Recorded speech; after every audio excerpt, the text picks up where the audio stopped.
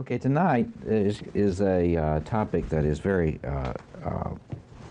central to religious imagery and to the psyche around the world and the history of the human race. And I want us to look at it both in terms of religious traditions and in depth psychological reflection. And I've entitled this topic tonight, Jihad, to give a sense of one powerful expression of this archetype, who, of course, jihad is a concept that comes from Islam, and I'll get to that in a little bit. But this concept of spiritual warfare is very key in the human psyche. In fact, may be one of the most fundamental, most powerful archetypal configurations in the psyche. And let me just say a few words about my own interest in this, and then we'll get into this, and we'll go through this, the religious traditions, and then I want to spend a good deal of time talking about the psychodynamics that are underlying this, and then save some time for our discussion. We'll take a break. Somebody wave at me at about 8 o'clock, and we'll take a short break, and wherever we are, and come back. I'm Robert Moore. I'm a psychoanalyst here in Evanston and Hyde Park, and I'm professor of psychology and religion at the Chicago Theological Seminary, and for longer than I care to remember, I've been studying the history of religions and comparative philosophy and ancient and modern, and I have become a Jungian in my what I like to think of as proto-maturity, not because I don't know anything else, but because I really feel the Jungian point of view is the most adequate psychology of the human. Not that Jungians don't appreciate other points of view, because I think they are pretty unique in the way in which they appreciate other psychological schools and traditions and make places for them in their work. But because I think that in our contemporary cultural and planetary context, the Jungian point of view is the only point of view which is large enough to address a lot of the problems that face the human race and trying to find a way of being human in a non-tribal, postmodern way. I think there are resources in Jungian thought for a truly human spirituality and a human approach to both the psyche and human community. And to be quite frank, a Jungian point of view and way of thinking about things, both personal and social, is one of the few resources we've got today that promises much in the way of a way out of our current frightening political and cultural and planetary situation. I therefore don't find this to be a topic of mere academic interest, although I am an academician. I think our topic tonight is one with great importance to us for many reasons. One, by no means the least important, is it is only by studying this archetype that you will understand the nuclear arms race. There isn't any other way to understand it in an effective way that makes you aware of both the power of the human penchant toward war and also the spiritual and ethical underpinnings of that instinct. And I mean instinct. And so it's very important for us on the political level, sociopolitical level, and we want to talk about that tonight in some depth. The other thing, though, is if you are really involved in an attempt to defeat the dragons in your life, then understanding this archetype and a lot of the psychological resources around it is very important for you, because if you don't have some sense of the warfare that's going on in you at the psychological level, then you will be less able to do what you need to do to free yourself from the things that would like to drag you down and imprison you and stifle your life. So both a personal and a political level, this is important And I want us to go fast tonight. I want you to raise your hand whenever you want to inject something or raise a question or ask for clarification. It won't interrupt me. I'll just try to respond, and then we'll keep going. You will simply enrich in our discussion. But I want to start off by giving you a little overview of the way in which this thing is embodied in our culture particularly, and then we will move on closer to the present. Okay? All right. Zoroastrianism is one of the most interesting topics and least studied now of all the history of religions. It's hard to find a course in the best departments of the history of religions on Zoroastrianism, and yet it is one of the most influential traditions. And it's still alive today. It's a living tradition. When I was in India this summer, the Farsis, they call them in India, are very, very active, and their towers of silence, where they expose their dead to the vultures to be cleansed, as they put it, are very much a prominent feature of the landscape of some of the major Indian cities. You may have read some of the traditions to get at how some of these traditions interact. You may have read some treatments that argue that Zoroastrianism was a heavy influence on Judaism, on the Dead Sea Scrolls, and on, I left out Christianity, can you believe? Being a Christian, I don't know what my spiritual director would say about that. Although I was talking about the shortcomings of Christianity today, so maybe that's a Jungian slip. All right, but anyway, in the traditions that gave rise to biblical Christianity and to rabbinic Judaism, a lot of scholars believe that Persian religion was very influential, particularly in its imaging of a great apocalyptic warfare between two beings. Now, whether you call them both gods or not is a matter of interpretation. But in the Zoroastrian tradition, the divine reality is made up of two beings, one good, the other evil. The good God, if you will, Ahura Mazda, Ahuramazda, Ahura Mazda, a name which derives from words which have to do with light. The opposition is Ahiraman, Ahiraman. Now, there are a lot of traditions about Zoroastrian culture and religion, and they differ on the ultimate outcome.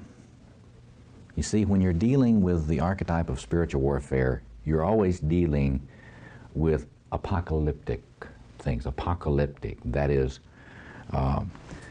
the image of final warfare, the final battle imagery that you've heard so much about, Armageddon, is an image that comes from early from this tradition.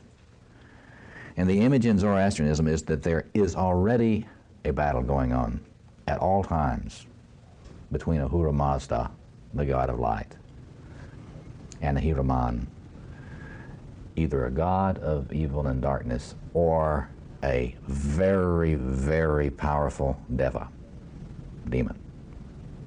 Now, some traditions put them practically equal in power. And some traditions suggest that the evil god is never defeated, that this struggle just goes on and on and on infinitely. Other traditions suggest that in the end of time, and you can see this is where Judeo-Christian messianic reflection comes from, that at the end of time, Ahura Mazda will defeat Ahiraman, and that the war will be ended, and good, the light, will triumph over evil, the darkness. Now you want to be thinking a little bit later about all this Jungian talk about the shadow, what you do with the shadow in terms of the development of the psyche. And one of the things that we want to address tonight in terms of psychology is the question that we haven't worked out sufficiently, I think, in Jungian thought, and that is the relationship between personal shadow and archetypal shadow. See? But you were going to raise a question? Well, it just occurred to me to wonder what there are any major traditions that predict or believe that the evil power is the winner. Satanic traditions. That's Satanic traditions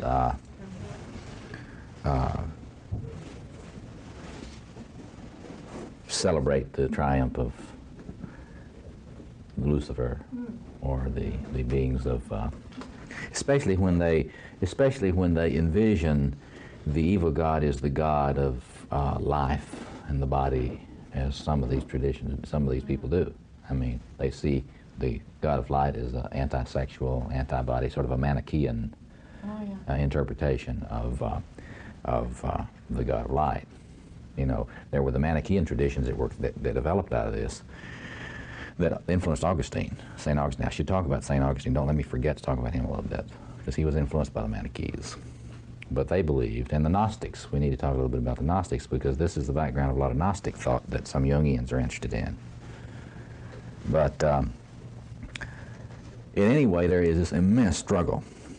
And the import of it is that you got, you know, that the Zoroastrians always were able to capture that later Christians, and I would say Jews too, have lost, is a sense of the struggle, of the spiritual struggle, spirituality as a struggle.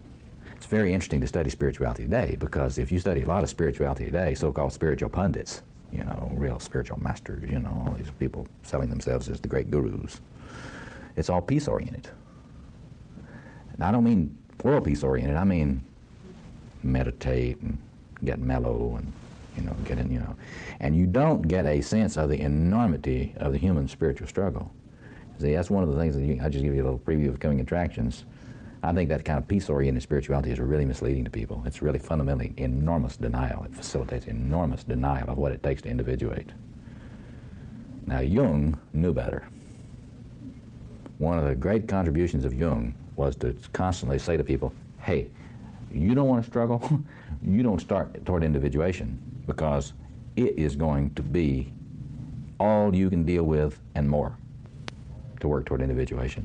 And so, if you're not willing to struggle, it's best that you just get into a regressive restoration of the persona and just take your medications and forget it. Because that's the flavor. So, yes? It seems like some of the more conservative and fundamentalist Christian groups, and some that might be classified as sects, have more of this idea of the spiritual battle. Exactly, and that is evil is a real power. And that is precisely their strength. Precisely their strength. Because human beings that are not overwhelmed with massive denial know it's a struggle. Human beings that are awake and are dealing with their life with fairly non-rose-colored glasses know that human beings are involved in an enormous struggle.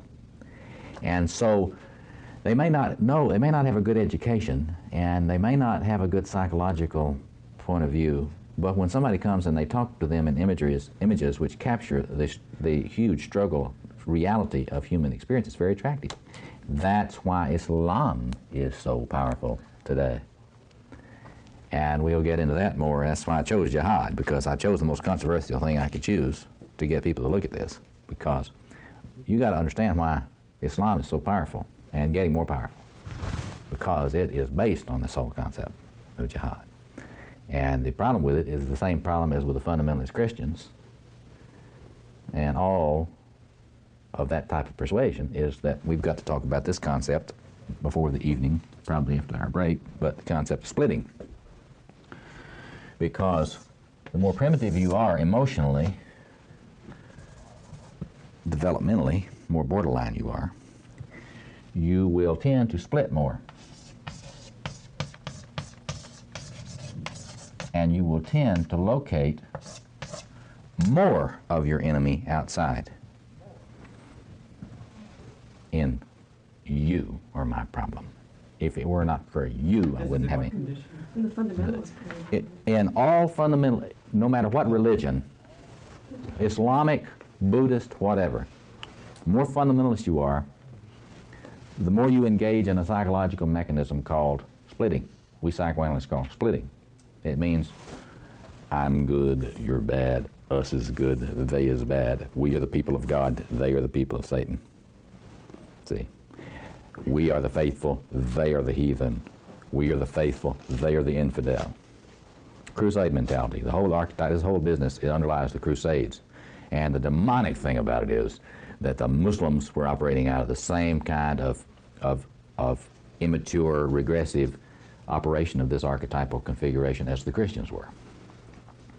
So you had these wonderful, wonderful Muslim knights fighting these wonderful, wonderful Christian knights, killing each other, all under much the same archetypal configuration. See? Don't let me forget to talk about Kendo. Japanese tradition. Yeah. Are you willing to say that that this evaluation of the religion or the beliefs in which people have split things, it would also bear out if you did psychological testing on the individuals in a group? I mean, you're describing something which does seem to operate for those groups in the way they describe it, but if you were on an individual level. That's an empirical scientific research question. I would hypothesize that you will find more borderlines, people who would diagnose borderline statistically, it wouldn't be one-to-one, in high-intensity fundamentalist groups than you would in other religious bodies, such as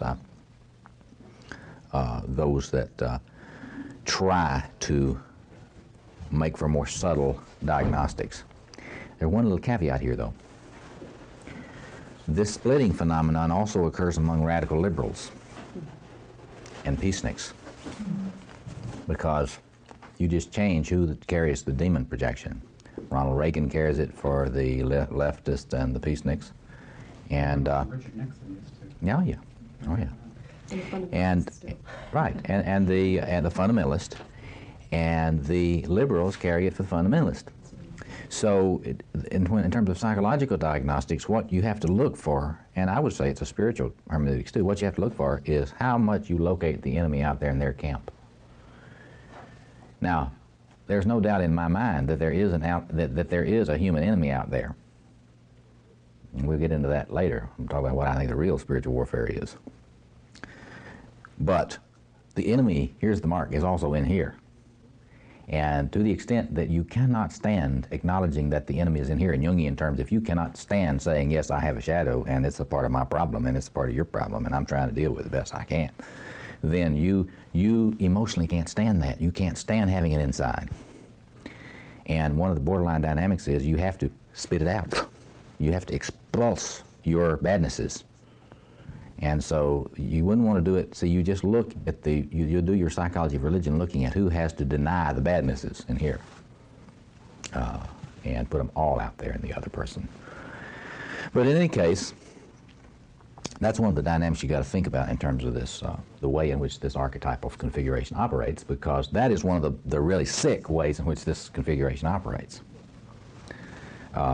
However, as we'll see after a while, it's not enough to do like some Jungians tend to do and say the shadow's all in here. That is, the evil's all in here, you know, and if I'm having trouble with you, it's just because I have this in my shadow.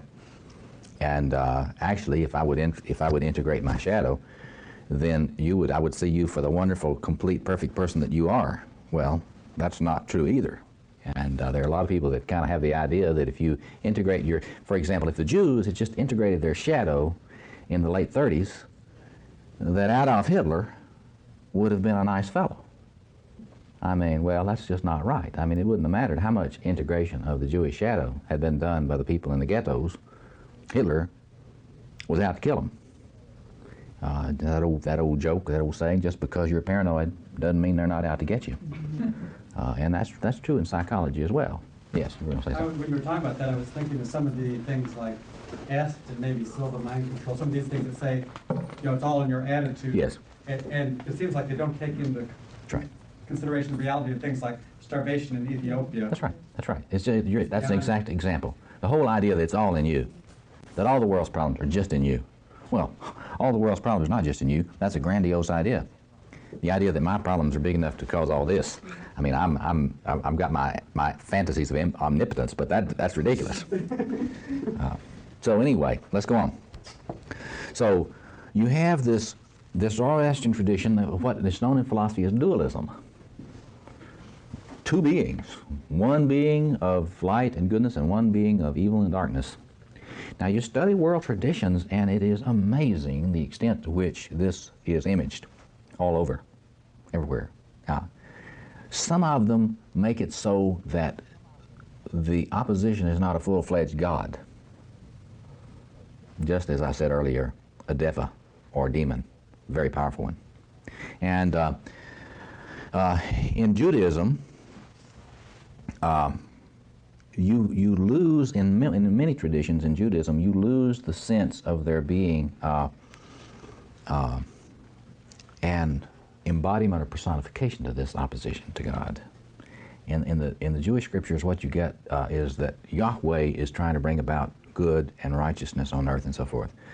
And the people Israel often are not faithful and they're not keeping their side of the covenant and they're not being righteous, and so they're failing in their mission. And there are all these other people, these Canaanites and these other people that doing things that are not righteous in God's eyes, but they're not lifted up to the status of a divine adversary. And they don't in the Old Testament traditions, you don't get a sense of them being somehow transcendently grounded. I mean, in some sort of metaphysical evil reality. But still, if you study the Hebrew traditions, you really do get a sense of the religious life as spiritual warfare, because the whole taking of the land of Israel from those who did not rightfully have it is imaged in Old Testament traditions as Yahweh the general, Yahweh God the general, having his earthly generals like who? Yeah, Moses you can view as a powerful general, and Joshua, and Deborah, and who? Well, David was later. David is a magnificent general. A warrior, and you see, to really get into Judaism and to really get a feel for the way in which this archetype works in Judaism, you have to work with David. I mean, you got to get a sense about how important this David is to Jewish spirituality. And he is sort of the archetypal warrior, the archetypal general in those representations of him as leading the armies of Israel into battle against the enemies of Israel, and leading his forces into battle against the that early image of him fighting Goliath. I mean, their spiritual warfare at its most archetypal, the little hero who encounters the big evil being and wins because of divine blessing.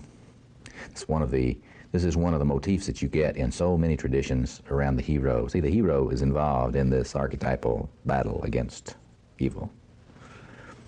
And the idea that the hero may not be as strong from one point of view as the evil opposition, but that the hero, if his or her heart is right, they get assistance from animals and other beings that come along and help them right at the right time so that they can have the critical edge and pull it out in the end.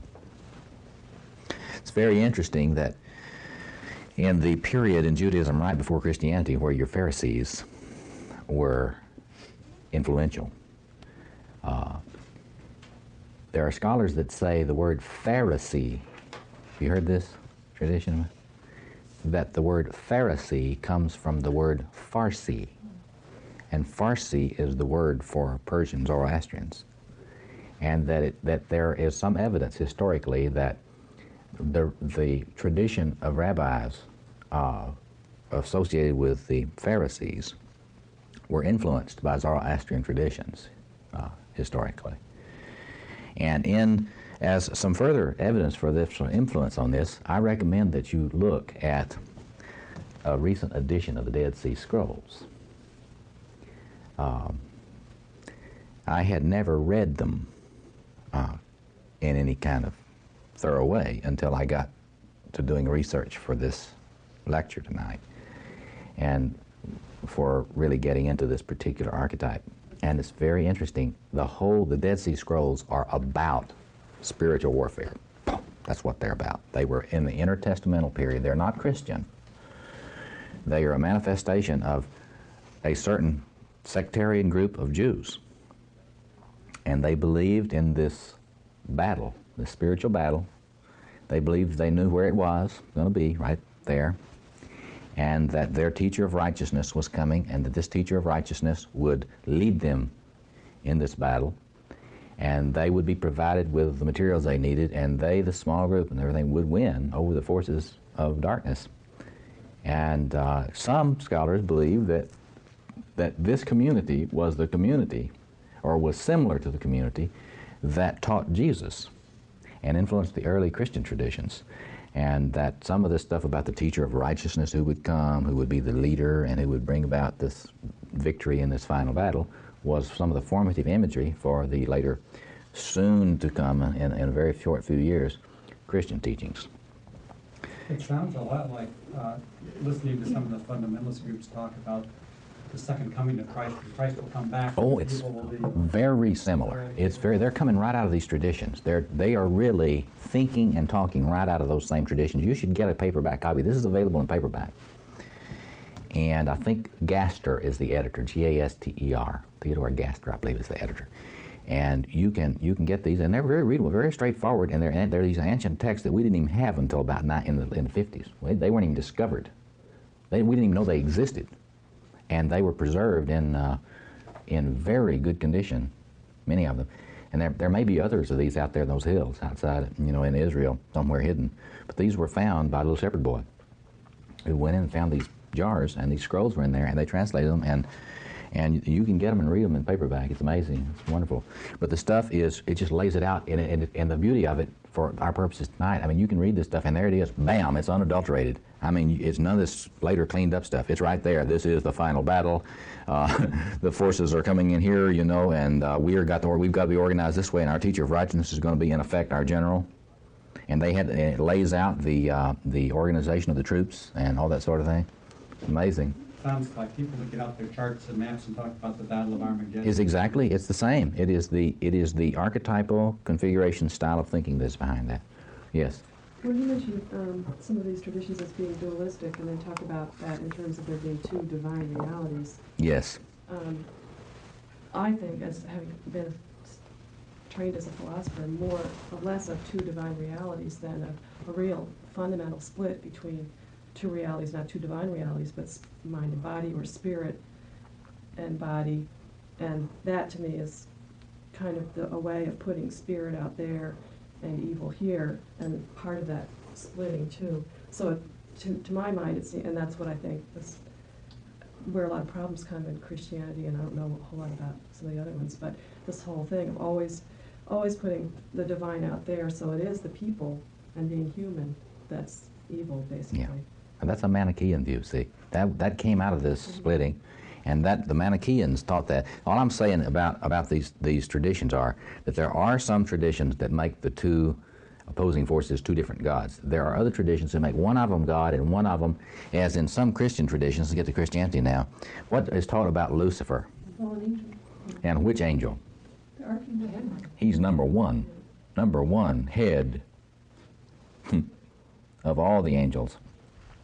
And if you want to get into some of the literature on that, I found nothing any better than this wonderful historian that's out of the University of California, Santa Barbara, and his name is Jeffrey Burton Russell. And he's written 4 volumes of cultural and intellectual history on the history of the concept of Satan.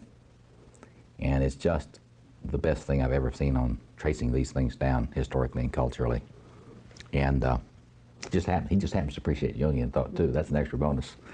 I didn't know that when I found those, but anyway, he lays out. He's got a volume on Satan prior to the New Testament, Satan in the New Testament period. He's got one on Lucifer in the medieval period and Mephistopheles in the modern period. So you trace this whole idea of the opposition in the Judeo-Christian tradition. And You know the name of the series?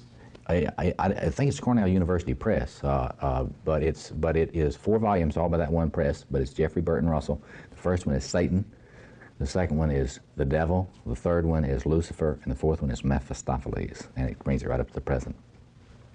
Anyway, in that you learn, you study about this stuff, and you learn that in history of Christian tradition, there's a lot more about this warfare, this spiritual warfare, than you get in modern churches. You don't hear much about it in modern churches, but if you study, for example, just get The City of God by Augustine.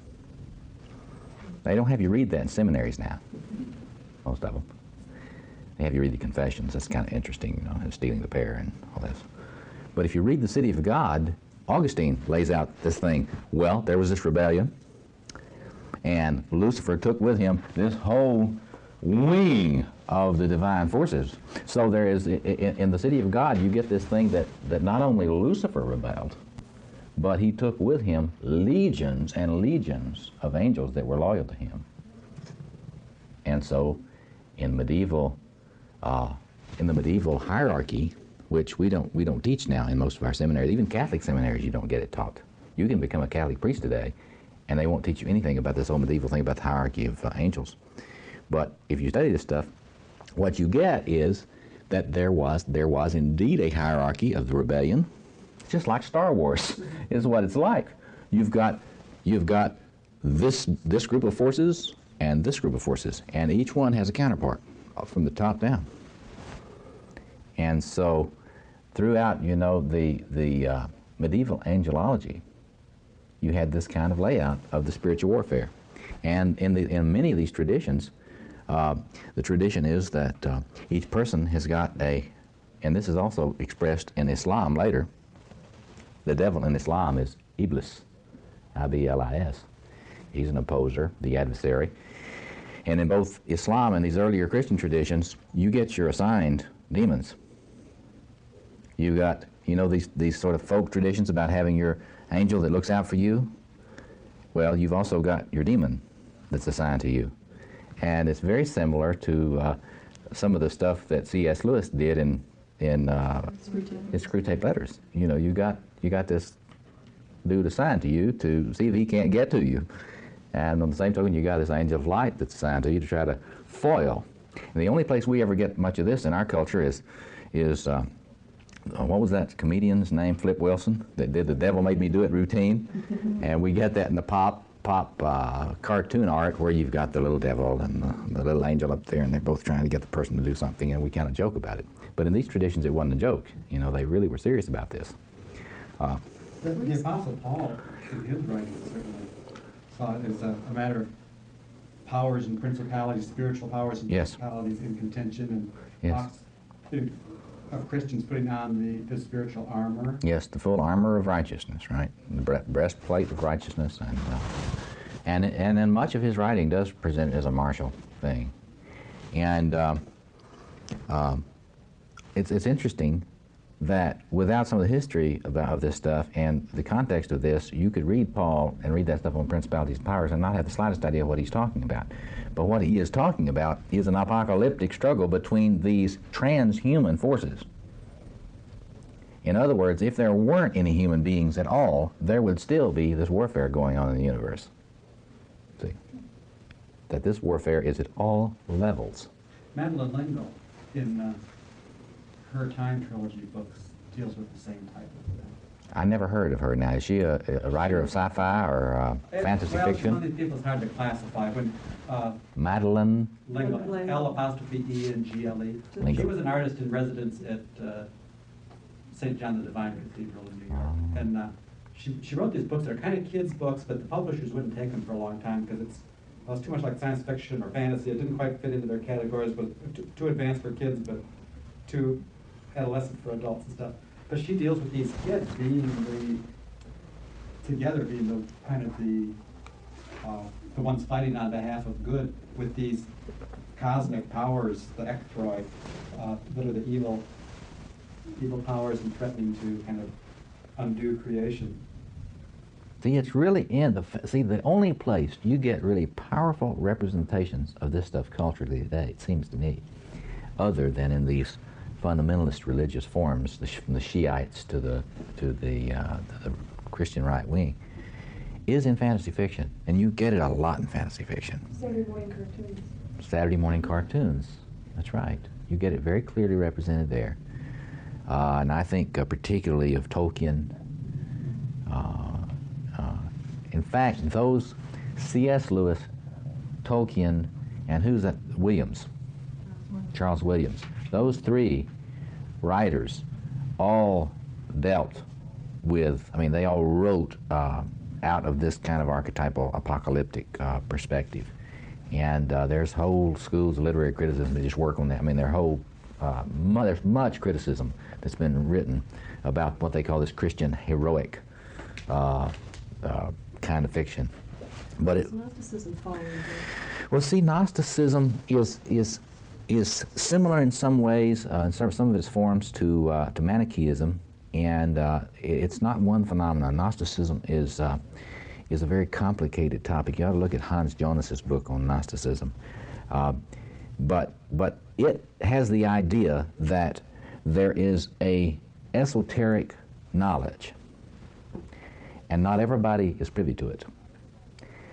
And usually in Gnosticism, the esoteric knowledge reveals to you the nature and content of the struggle that is going on and what is required to deal with it.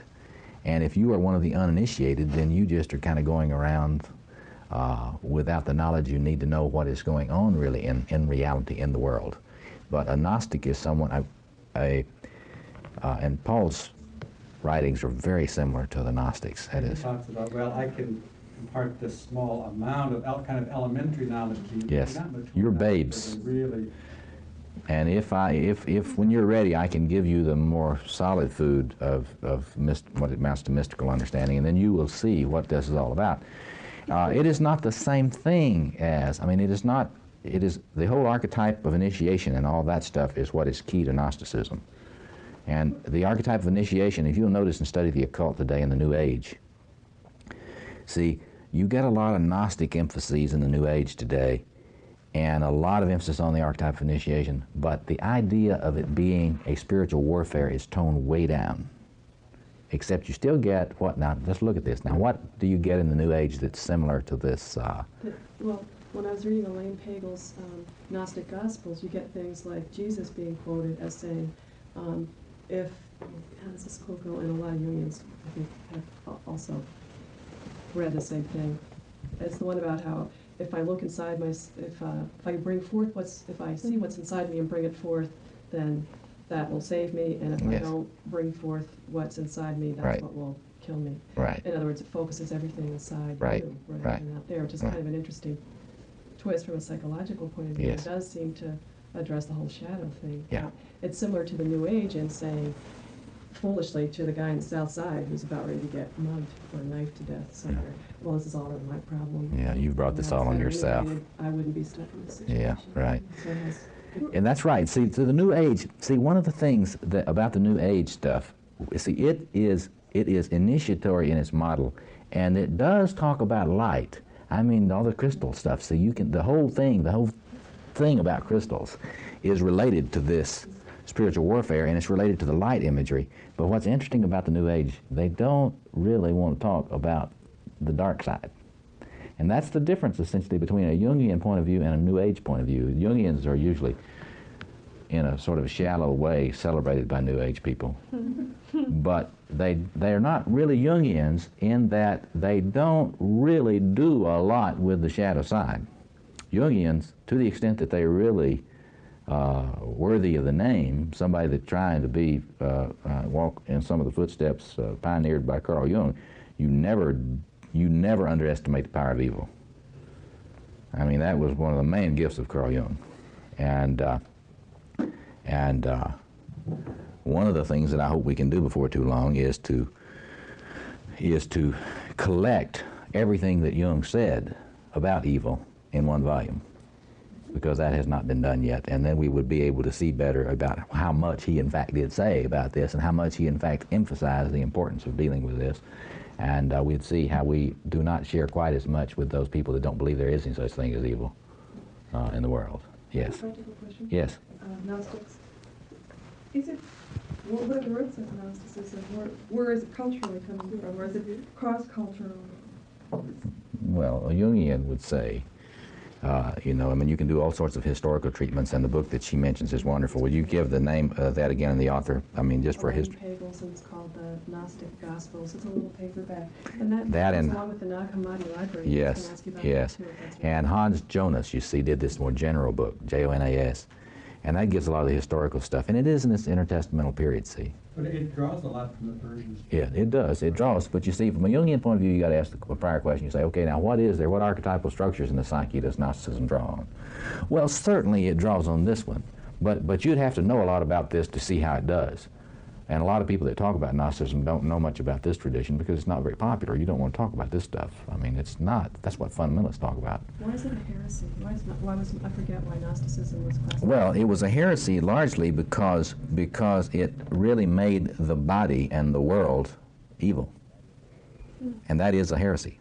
That is to say, Jesus is both fully divine and fully human, and that means he really had a body and he really died, and the Gnostics said, no, he didn't really have a body, or if they said he had a body, he didn't really die. And so that's that Manichaean tradition, which is the body's evil and all that sort of thing, which influenced Augustine, and Augustine that's where we get a lot of this antagonism towards sexuality and the body and so forth in Christian tradition. But archetypally, the origins of Gnosticism are in the archetype of initiation. And you want to look at the chapter I did. In fact, June Singer's got a good chapter on Gnosticism in this book that Murray Stein and I co-edited on Jung's Challenge to Contemporary Religion. And in my chapter in there on initiation, the archetype of initiation, that really lays out the archetypal origin of Gnosticism. The whole idea of gnosis is simply knowing some special knowledge that has been revealed to you that you need for your salvation or you need for your transformation. Now, let me say a little bit more about this spiritual warfare in other traditions. One important tradition studying this is Japanese tradition. And there's a book that's a sort of a popular management book that I like to recommend to people who are studying the archetype of the warrior, which is part of this, and that is Fighting to Win by this David Rogers. And it's an explication of the samurai tradition. And the samurai tradition is an embodiment of this Japanese fascination with the archetype of war and the archetype of the warrior. And Kendo is one Japanese tradition in which this spiritual warfare stuff stands out very clearly. And it's one of the traditions that is very influential to the samurai, the medieval Japanese knight. Kendo is the way of the sword. And the teaching is, in the life of the swordsman, is that the greatest enemy of the truly great samurai, the truly great swordsman, is an inner enemy. And it is your ego. And that what you have to cut first before you cut anything or anybody else is your ego. And I was richly blessed to have a good friend who was a black belt kendo person who really made me realize how much this thing has been embodied in Japanese martial arts. So this idea of the inner enemy, dealing with the inner enemy before you deal with the outer enemy, is very deep in many of these traditions. And when you study Islam, let me just talk a little bit more about Jihad, per se. In Islam, contrary to what people like to think, there is an understanding among their teachers of there being two jihads, and that Muhammad taught that there were two spiritual warfares. Really, basically, they were essentially the same, but linked inwardly. The outer or lesser jihad, he's supposed to have said, the lesser jihad is against the evil and unrighteousness out in the world. The greater jihad is the war against the evil within. See? And the part of you that would cause you to not be faithful, for you not to, in effect, be a loyal servant of Allah and the truth and justice. And so even in these historic traditions, you get among many of the teachers a sophisticated understanding that this war that is imaged as being the primal reality of the spiritual life is first and foremost an inner reality, but that secondarily it does have outer expressions. It's never just inner. It's never merely a matter of just integrating your shadow. There is, in fact, much that has to be done in the outer world. So you can go on and on and on in terms of the imagery of this. But the evil, let me talk a little bit about, let's see, we need to take a break. Why don't we take about 10 minutes, then I'll come back and I'll talk a little bit more about the nature of the enemy and what the enemy's like in these traditions. And then we'll turn to psychological interpretations of this. Quickly raise the question of the issue of the shadow and the question of archetypal aspects to the shadow. And then I'd like to point to some clinical phenomena that have been observed by others and leave us thinking a little bit about some aspects of this archetypal reality that may be relevant in therapy. First, of course, you all are familiar with the archetype of the hero and the way in which the functioning of the hero archetype is imaged as in the context of a very cataclysmic struggle. And if you haven't read Joseph Campbell's Hero with 1,000 Faces, it's a wonderful treatment of hero mythology. And the Jungians talk a lot about the hero as being the archetypal ground of the developing ego in a personality, and that the hero struggle is greatly against the forces of unconsciousness. Often it will be said that in the masculine psychology it's a struggle against the mother complex, the regressive pull of the mother complex. I think that's a little bit unfortunate way to think about that. It's not simply the regressive pull of the mother complex, it is the regressive pull of all the desire in the personality to remain in that great cloud of unknowing. And human beings have an enormous desire not to know. It's very painful to know. Otherwise, why would, if we did a little popularity contest among all the defense mechanisms, I think the defense mechanism of denial would win hands down. It's a very popular one. So unconsciousness is a very difficult thing to deal with, and it takes a heroic struggle in the psyche to develop an ego. Certainly anything like an adequate ego function is not automatic.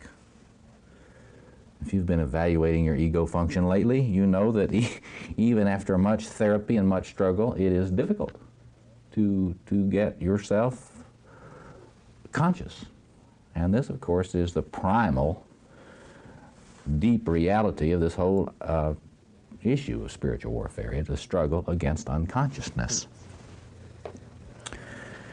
Now, the archetype of the warrior is different from the archetype of the hero, though I can tell you in a little bit how they are related.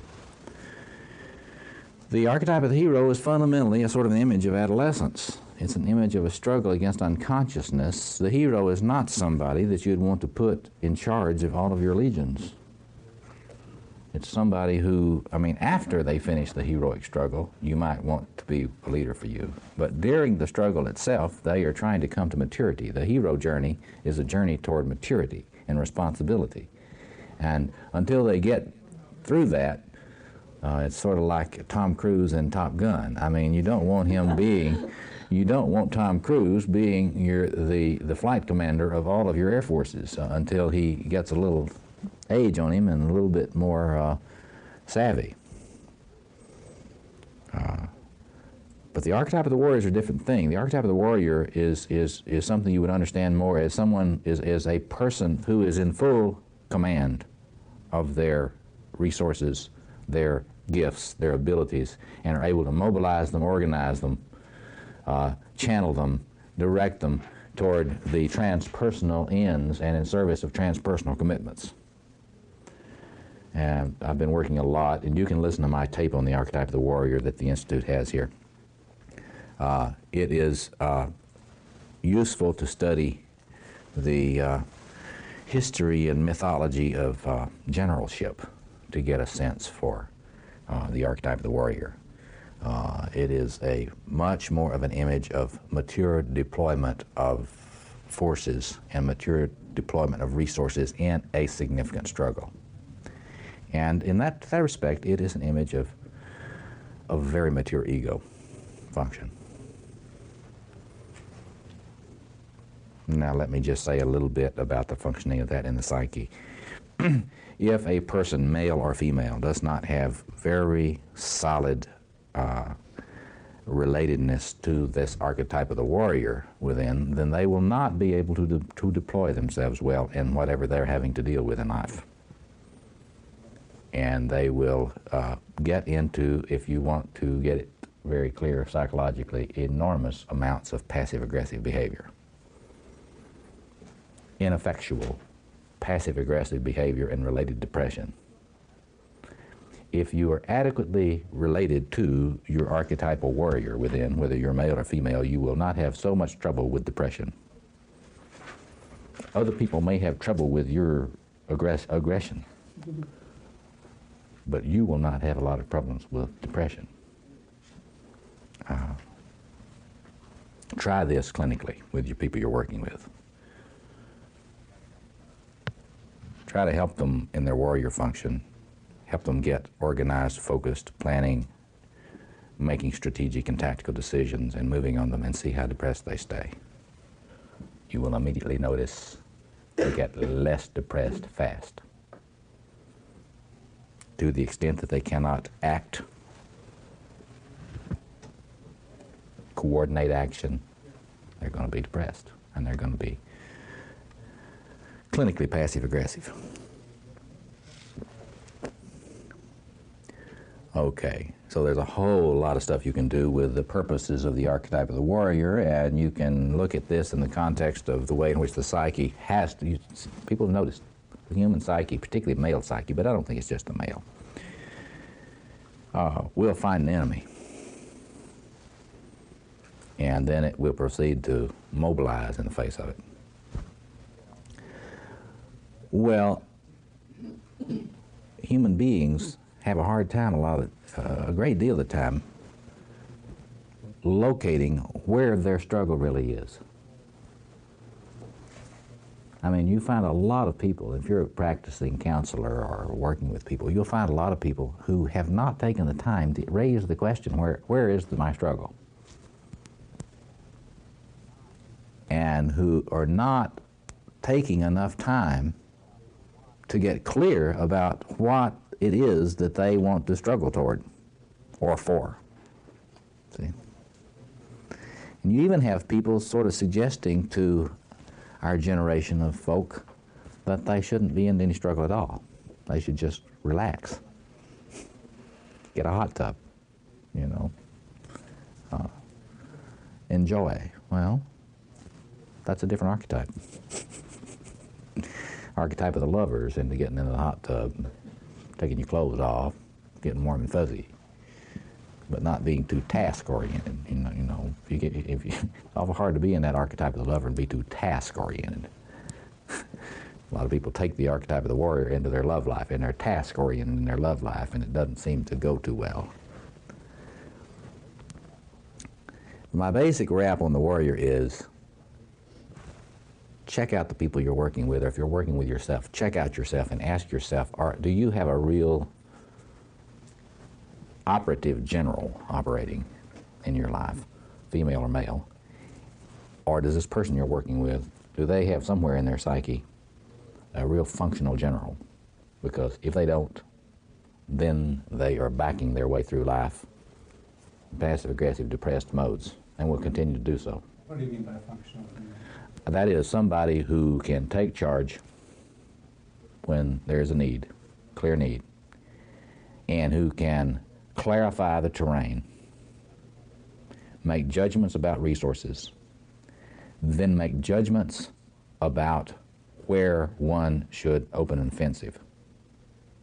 Because you can't do everything at once. You've got to have the capacity to assess, prioritize, focus, mobilize, evaluate, concentrate. All these things come right out of the archetype of the warrior.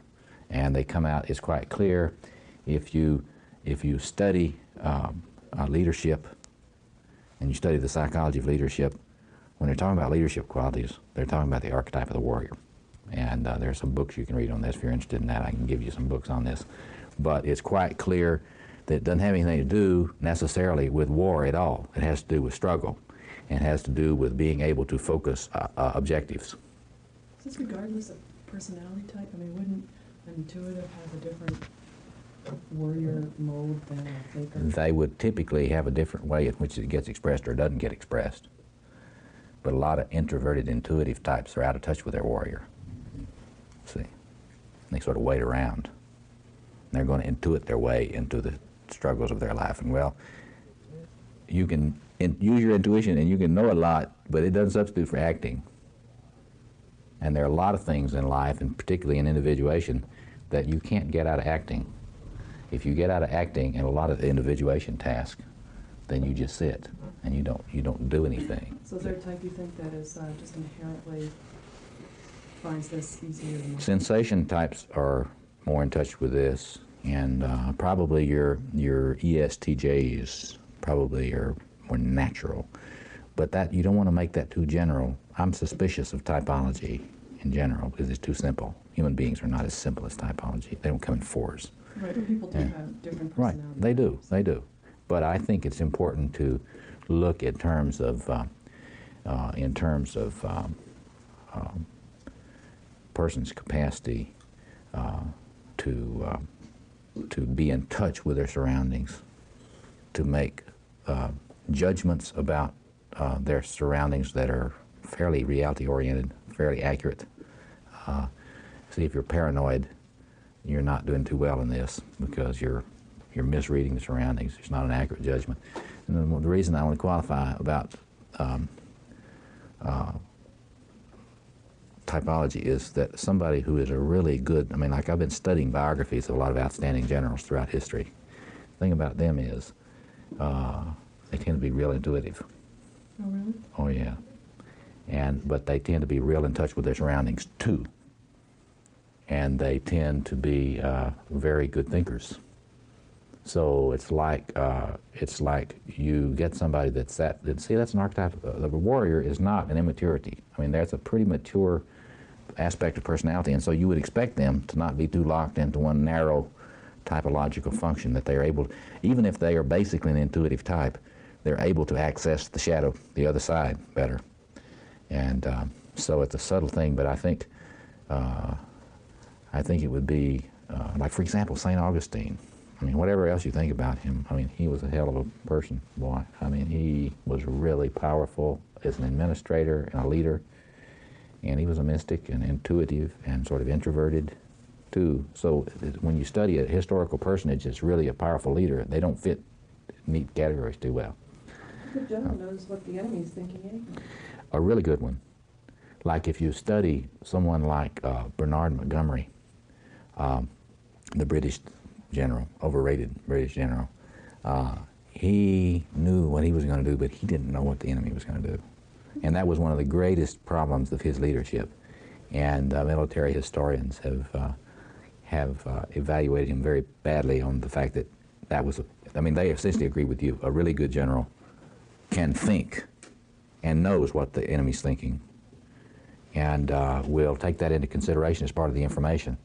You can see how adaptive this is. What does that mean, to cash that out? It means that somebody who's got this part of their personality developed is less narcissistic, because you're able to have empathy with your enemy, and you're able not to dehumanize them. The greatest generals have always admired the other generals on the other side. There's this wonderful line from the movie Patton. If you haven't seen Patton, you ought to watch it in this context. You can see the Patton's immaturity and his narcissistic pathology, but also some of his greatness, too. And there's this one scene where he is just on this great plain of great battle. He and Rommel have just supposedly faced off. And George C. Scott is incredible in this movie. And he has just wiped out Rommel's tanks. And he stops a moment and he takes his binoculars down and he says, "Rommel, you magnificent son of a bitch, I have read your book." And you got to think about that line because it captures a lot about this. You see, a narcissist would never have read his book. That would be giving him too much admiration and credit. But somebody that is attained to that kind of level, you never underestimate your enemy. You don't dehumanize them. You learn everything you can learn about them, because you know that one of the marks of foolishness and immaturity is underestimating what you're dealing with. And that's really important in human psyche. And it's really important in psychotherapy. And it's one of the things that is often something that people really, both therapists and people in therapy, make mistakes about. They underestimate what they're dealing with. And when you underestimate what you're dealing with, a lot of the time you have flights into health. You know, the so-called flight into health, where people say, well, no symptoms, now I'm all better. And they quit right at the time they were getting somewhere. See?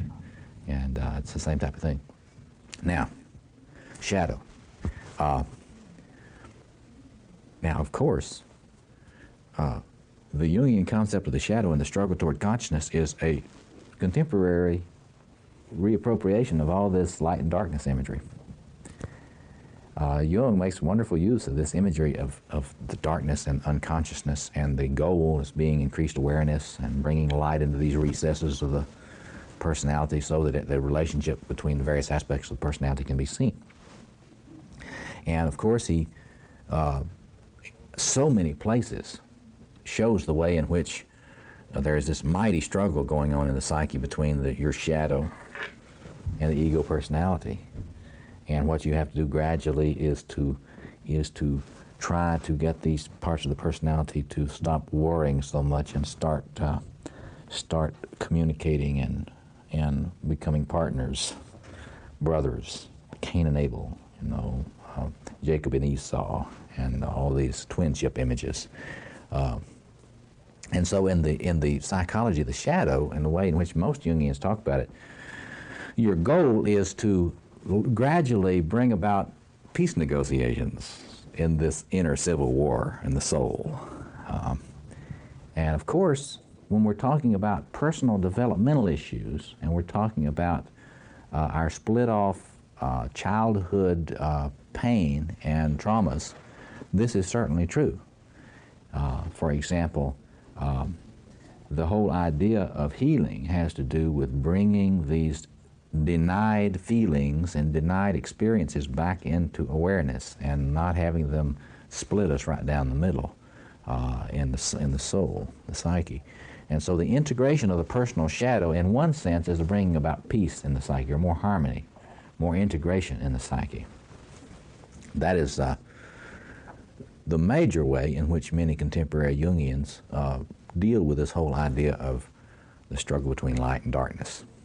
And so when you talk about the psychological task and analysis, it's having the light win. It wins in the sense that the light includes things that were excluded. And you can equate light and awareness. The light casts out the dark. Yes. The light of awareness is you can almost talk about Jung's whole morality of awareness. It's like the struggle of individuation is a struggle for light. It's a struggle for getting conscious, for getting more and more of your experience and your personality out of the dark, so it can be loved, so it can be accepted, so it can be affirmed, so it can be related to the increasing complexity of you. And it can be a sort of like Gene Bolin, you know, you can have your get-togethers, your inner get-togethers, where you get all these warring family members together and you have a committee meeting and you have different parts of your shadow talk to each other and say, okay, now you want this and you want this. Well, now what can we agree on here? So it's sort of peace talks. It's sort of like, trying to get peace talks going in the psyche. And that's all true, and I think that's very important. The one thing, though, that I wanted to raise before I shut up and then we have some discussion is something I've been doing a lot of work on. And I want to raise with you the issue and have you reflect on the question about whether all of the shadow is personal shadow or not. And if you talk about archetypal shadow, what would you be talking about? Or how would you distinguish that, if you would, from personal shadow? Now, a lot of Jungians would never make that distinction. I want to make that clear. But this Jungian takes archetypes very seriously. And let me just give you a quick sense. Now remember, any time an archetypal configuration comes in and takes over a personality and possesses it, which is what happens all the time in one-sided personalities, the ego is weak. And usually what has happened is that person has been hurt developmentally. We know that today. Contemporary Jungians have done more with developmental psychology. So, in other words, the more hurt you were in your early development and the weaker your ego structure and your self with a little s structure, the weaker it is, the more likely you are to be possessed by some archetypal pattern to the detriment of your individuation, right? That's kind of standard. We all have been taught that by Jungians. Now, however, there is a clear sense that the archetypal has its own shape and its own, shall we say, the archetypes have their own objective psyche reality. That is to say, the mother archetype is the mother archetype whether you're possessed by her or not. And the child archetype is the child archetype whether you're manifesting that right this minute in your psyche very much or not. The puer and the puella are the same way, and both there, so forth and so on, the king and the queen and the warrior and so forth. I want to suggest to you that there's some evidence that I think we have to pay attention to, that there may be some archetypal elements of the shadow that are not simply personal split-off experiences, and that those elements are talked about in these traditions under the guise of the archetypal adversary, or Satan, or Iblis, or Ahriman, etc., etc., etc. Now, if you study the history of human images of evil, as I have in great depth for a long time, and I teach students at the doctoral level courses on images of evil and contemporary psychopathology. If you study the human apprehension of what evil is and how it works, it's very interesting. There is a lot of agreement from people in very different places about the way it works and what the principles and dynamics of it are. And that is very complicated, but it's not, it's not that I can't summarize a little bit of it for you. It's very much anti-life. It's full of hate. It tries to destroy relatedness. It uses deceit and lying and illusion. In fact, evil is presented in almost all human folklore as deceit and lying and a master of illusion. Hates the light, loses its power when light is around. Cannot stand to be exposed. Hates human community for that reason. Evil wants to get you alone and isolate you. It also, if you look at all the mythology of evil, it wants to get you in the dark. Popular culture is wonderful about this. Popular horror films are wonderful about picking up on these motifs about the representation of evil, and they all agree. Wants to get you in the dark, wants to get you alone, wants you to get to think it's not coming from that direction.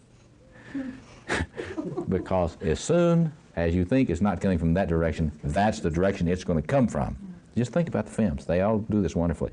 And there are several films that I suggest that you look at which give you a wonderful treatment of these archetypal mythic dimensions and assessment of human evil. One of them is The Thing, the recent version, the one that Kurt Russell starred in. If you got a VCR, you can look at it. The Thing. And Aliens 1 and 2. And you will know, and The Invasion of the Body Snatchers, the recent version, not the early version, the remake, which had the guy I like so much, Donald Sutherland in it. Kurt Russell and Donald Sutherland, it's worth it just to see them. But in all of those, there is such a consistent representation of the way this destructiveness operates. And it's consistent with Dracula movies, and it's consistent with werewolf movies. And I submit to you, I don't have time, but I submit to you that if you have time to study this, you notice that there's a consistency to these representations in folklore, fairy tales, religious traditions. And I'm suggesting that, wait a minute here, this ain't all personal. This is archetypal. This is species-wide. And let me just go over a few more of them, and then I'll say what else I see evidencing this. In those things, the thing comes in from the outside, but it's inside before you know it's inside. Mm-hmm. In other words, do what? Like the blob coming in under the door. Yeah, I don't remember that movie, but I know that it's in before you know it's in. You always think it's out knocking at the door, but it's already in. Mm-hmm. See? And what is the most terrifying thing is that in The Thing or in Aliens, is it's in you, and you can't tell who it's in and who it isn't. And you don't even know if it's in you or not. Or if it's in you, you don't know how to assess whether it's in you or not. I mean, and the struggle in all these things is in terms of this apocalyptic light, darkness imagery. Whenever it's darker, the thing attacks. Whenever the people are isolated, it gets them. And it has so much consistency around these traditions that I suggest that you study this stuff so much and you get a little, and raise the question about archetypal dimensions of human destructiveness that are not simply because somebody had a bad mom. See, I suggest to you that it may well be that personal developmental failures, nurturing failures, just like everything about families select what archetypes are welcomed in the home.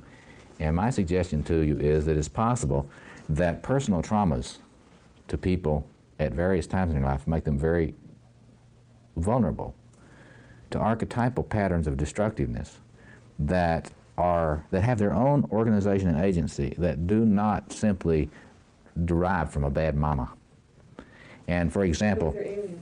They're alien. They're alien from the person. They are psychic realities, psychological realities that are alien to the personal history, to the family, and yet are human, and humans throughout the world confronted with it wouldn't recognize it. They would recognize it. Let me give you some examples, non-Jungian examples of what I'm talking about. Freud, for a long time, got very interested in Thanatos and Eros as two opposing drives in human life. He based it on his clinical observations, and that there seems to be in people, it's not right to use the word death wish in the popular sense, because the death wish in the popular sense doesn't mean this, but when I'm saying Thanatos, what Freud sort of thought was an instinct toward death, and he observed this and he tried to explain it and everything, and then the people got telling him, oh, don't write about that, that sounds too mystical, and so he got off of it. But he observed that in people there seems to be something that really pushes them toward destruction, that seems to try to get them to, well, in our terms, to leave therapy right at the time when they would be getting better. To leave the Garden of Eden. That's one way to put it, to leave the Garden of Eden.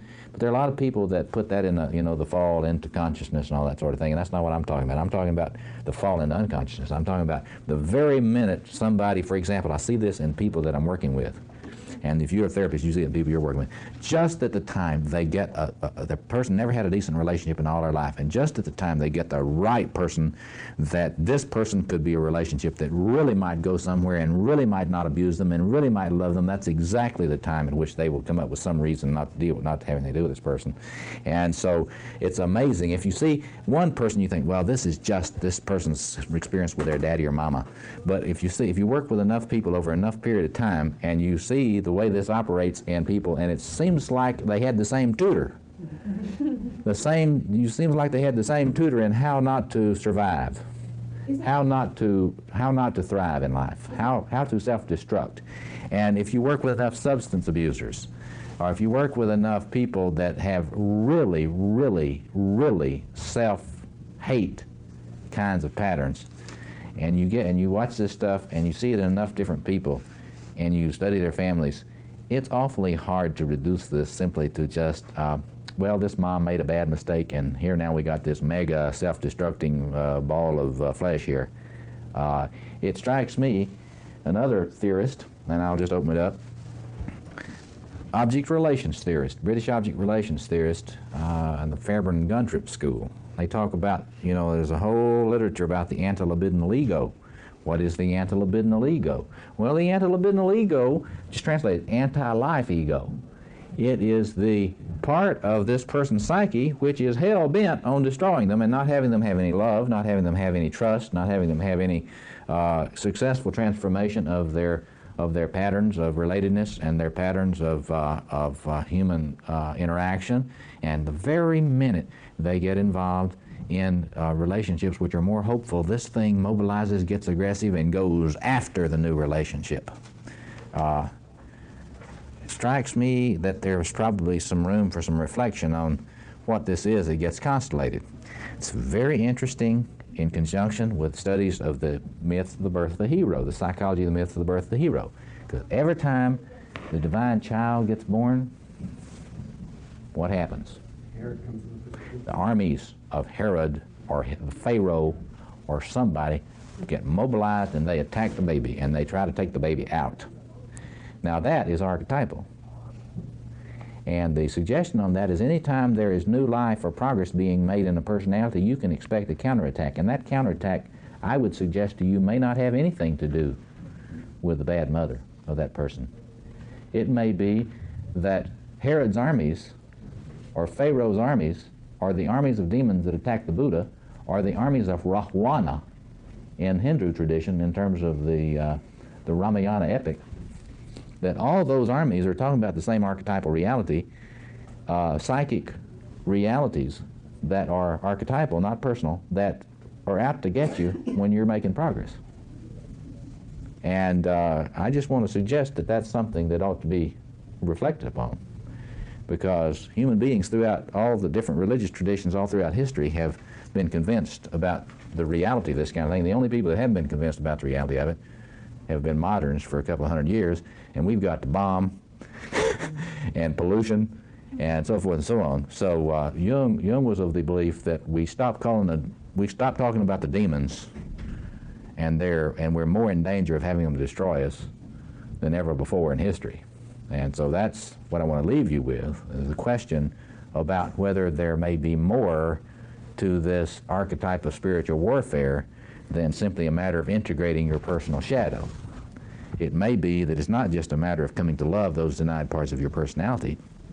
It may be a matter of being able to tell the difference between what is your personal shadow and what is stuff in your personality that hates you, and that you're never going to integrate, and that you better not try to integrate.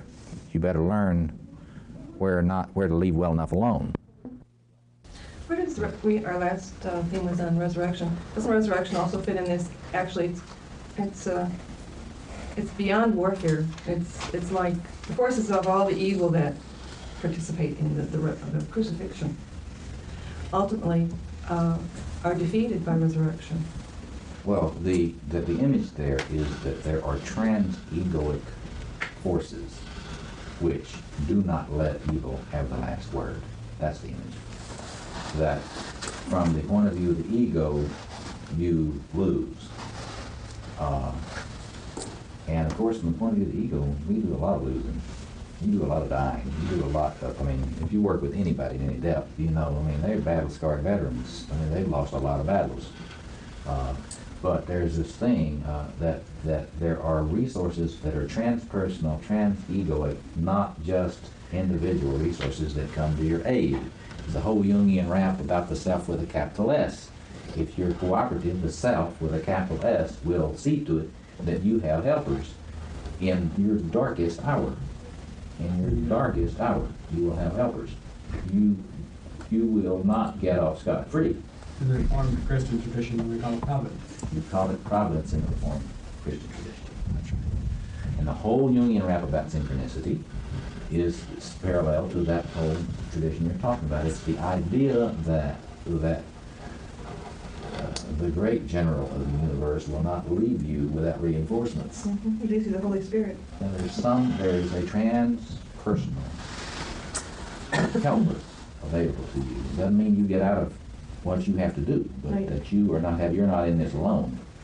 And that, I think, is one of the things that makes Jungian psychology such a powerful option to all other psychologies, because there are no other psychologies that have built into their metapsychology the assumption that the ego has help within the psyche. Maybe some of the Christian pseudo-psychologies? Well, they're not psychologies, they're theologies, they're pastoral theologies.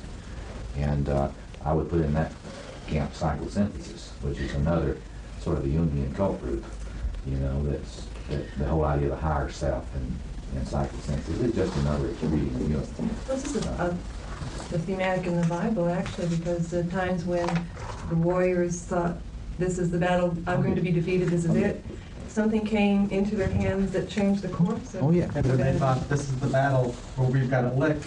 Yeah, that's right. And one of the real interesting things is this image of numbers, of the numbers, that it really is not a matter, and this is fascinating, you study all this stuff throughout history, it is not a matter of numbers, and it's not a matter of superior forces.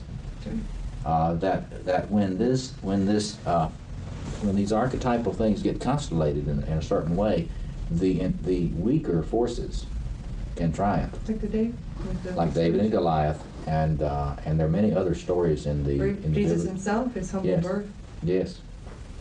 Yeah, that's all trying to say something, that there's that with, you would say in Jungian terms, you would say that when the self, when the ego is not turning away from the leading of the self, that no matter how wounded or weak or imprisoned or whatever you image it is, how hopeless it seems, that it really is not hopeless. That there are things that are coming to your side. This concludes Robert Moore's lecture, Jihad, the Archetype of Spiritual Warfare, recorded at the C.G. Jung Institute of Chicago on February 10th, 1988. If you are interested in additional information on Robert Moore, the Institute for Psychoanalysis, Culture, and Spirituality, or other audio programs by Robert Moore, please visit www.robertmoore-phd.com.